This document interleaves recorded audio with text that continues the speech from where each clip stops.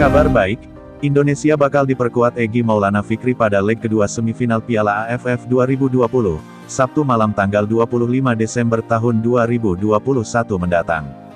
Kehadirannya bakal mempertajam lini serang skuad Garuda. Pertanyaannya, pelatih Indonesia Sintayong akan memainkan Egy Maulana di posisi mana? Berikut opsi posisi yang bisa dicoba untuk Egy Maulana.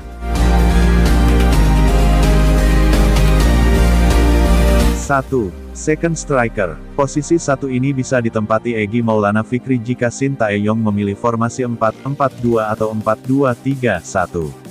Dengan trio gelandang serang, Egy akan bermain di tengah, bisa diapit oleh Irfan Jaya dan Witan Sulaiman. Peran sebagai striker kedua bisa memberi keleluasaan bagi Egy untuk bergerak di lini depan.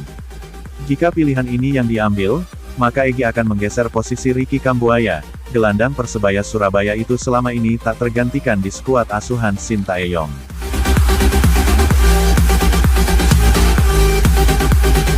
2. Winger kiri. Egy juga bisa ditugaskan menyisir sayap kiri serangan Indonesia. Berbeda dengan di kanan, pemain kelahiran Sumatera Utara itu bisa berperan sebagai pengumpan. Penetrasi di sisi kiri yang diakhiri dengan umpan matang, bisa menjadi opsi membongkar pertahanan Singapura. Bila Egy bermain di sisi kiri, Irfan Jaya terpaksa tergusur ke bangku cadangan. Hal tersebut cukup disayangkan mengingat winger PSS Sleman itu adalah pemain tersubur Indonesia di Piala AFF 2020 dengan 3 gol dan 2 assist.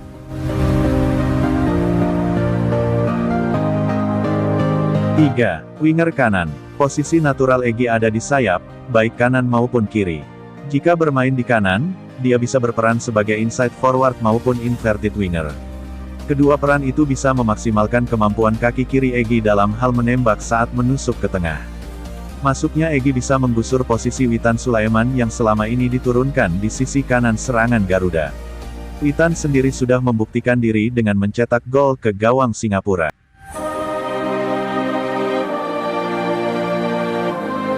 4. Penyerang tengah. Sin bisa saja menurunkan Egy Maulana Fikri sebagai penyerang tengah. Hal itu disebabkan mandulnya 4 striker yang dibawa ke Piala AFF 2020. Kusedia Hariyudo, Hanis Sagara, Dedik Setiawan, dan Ezra Walian menuai kritik lantaran tak bisa menjadi sumber gol Indonesia. Dari 4 nama itu, bahkan hanya Ezra saja yang baru menyumbang 1 gol ke gawang timnas. Sayangnya, striker Persib Bandung itu gagal berkontribusi pada laga leg pertama semifinal. Dia malah diganti di pertengahan babak kedua setelah masuk pada menit ke-46.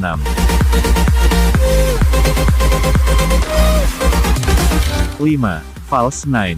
Nomor 9 palsu, lebih berbicara soal peran ketimbang posisi. Egy akan turun sebagai penyerang tengah. Bukan ditugaskan sebagai juru gedor, tetapi lebih kepada membantu membuka ruang bagi pemain lain. Dengan peran ini, Egy akan memberi keleluasaan kepada Witan dan Irfan di kedua sayap, untuk menusuk ke tengah.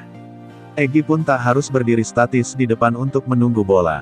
Dia bisa turun ke tengah untuk menjemput bola dan memberi umpan matang buat kedua sayap. Selain itu, Egy juga bisa muncul dari second line ketika ada umpan tarik dilepaskan dari sayap. Dengan memainkan Egy sebagai false 9, Singapura bisa terkecoh karena bingung harus mematikan pergerakan siapa. Lini depan Indonesia pun bisa lebih cair. Kira-kira posisi mana yang akan diberikan kepada Egy untuk memperkuat timnas Indonesia menjelang laga pada leg kedua melawan Singapura mendatang?